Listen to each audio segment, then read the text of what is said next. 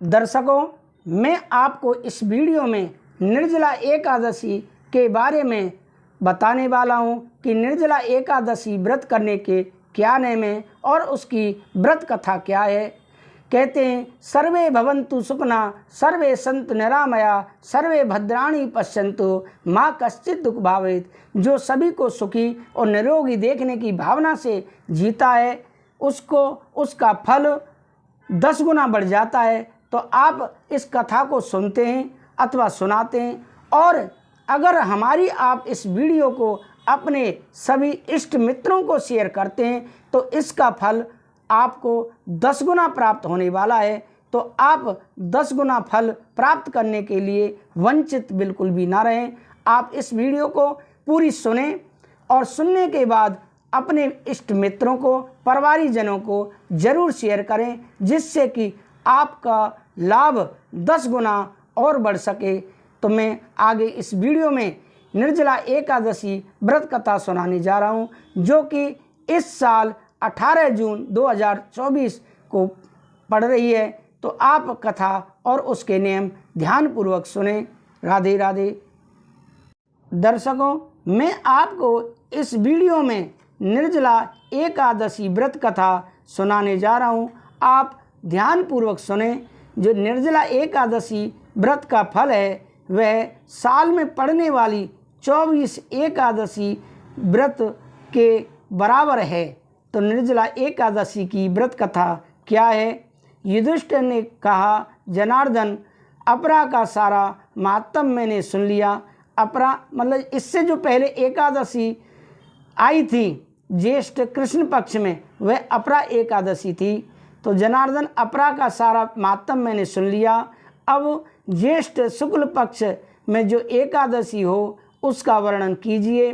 भगवान श्री कृष्ण बोले, राजन, इसका वर्णन परम धर्मात्मा सत्यवती नंदन व्यास जी करेंगे, क्योंकि ये संपूर्ण शास्त्रों के तत्वज्ञ और वेद वेदांगों के पारंगत विद्वान हैं। वेद व्यास जी कहने लगे, दोनों ही पक्षों की एकादशियों को भोजन न करें। द्वादशी को स्नान आदि से पवित्र और फूलों से भगवान केशव की पूजा करके नित्य कर्म समाप्त होने के पश्चात पहले ब्राह्मणों को भोजन देकर अंत में स्वयं भोजन करें। राजन, जनना शौच और मरना शौच में भी एकादशी को भोजन नहीं करना चाहिए। यह सुनकर भीमसेन बोले, हे पितामह, भ्राता युधिष्ठिर, माता कुंती, द्रौपदी, अर्जुन, नकुल और सहदेव आदि एकादशी को दान व व्रत करते हैं और मुझसे एकादशी के दिन अन्न खाने को मना करते हैं। मैं उनसे कहता हूँ कि मैं भूखा नहीं रह सकता। व्यास जी बोले, भीमसेन, यदि तुम नरक को बुरा और स्वर्ग को अच्छा समझते हो तो प्रत्येक माह की दोनों एकादशियों को अन्न ना खाया करें। भीमसेन बोले, पितामह, मैं आपसे पहले भी कह चुका हूँ कि मैं एक समय भी भोजन किए बिना नहीं रह सकता।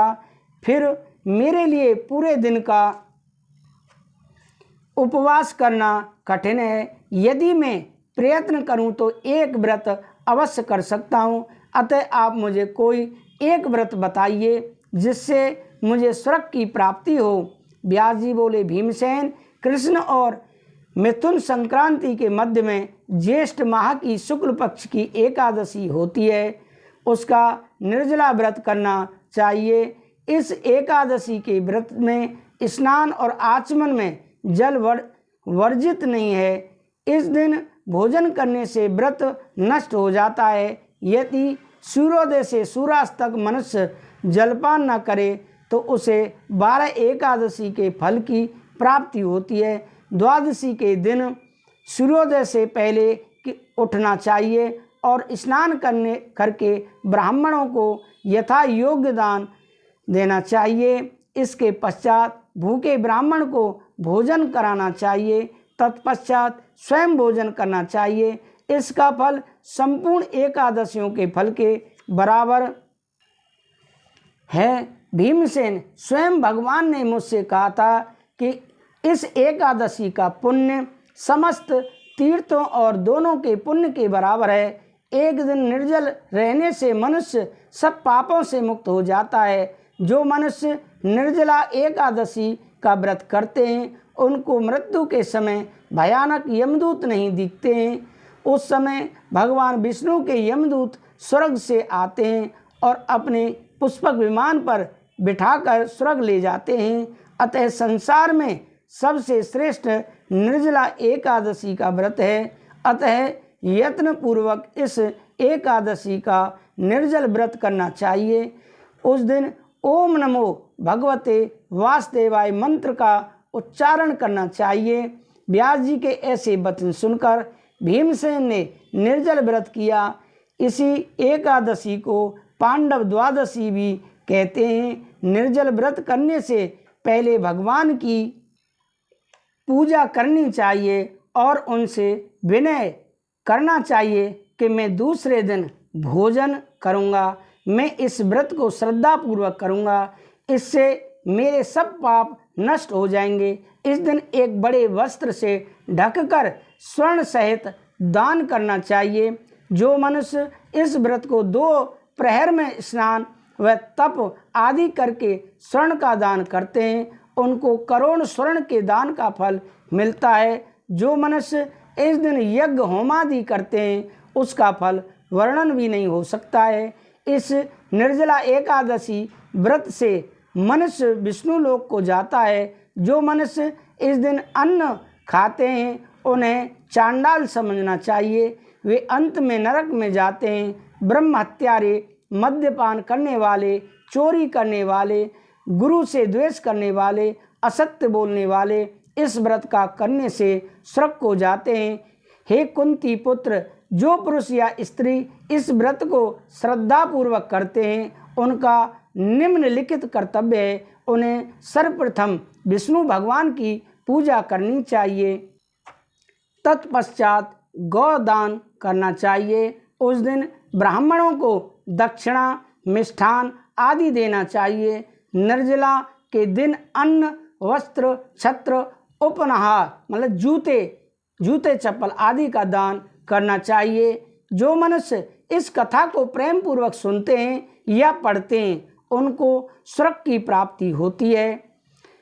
कथासार क्या है? भक्त को चाहिए कि वह अपनी कमजोरियों को अपने गुरुजनों या परिवार के बड़ों से न छिपाएं, उन पर विश्वास रखते हुए अपनी समस्या उन्हें बताएं ताकि वे उसका कोई उचित उपाय बताएं। व्यास जी की कृपा से भीमसेन भी एक एकादशी का व्रत करके सभी एकादशियों का फल प्राप्त करके स्वर्ग के भागी बने।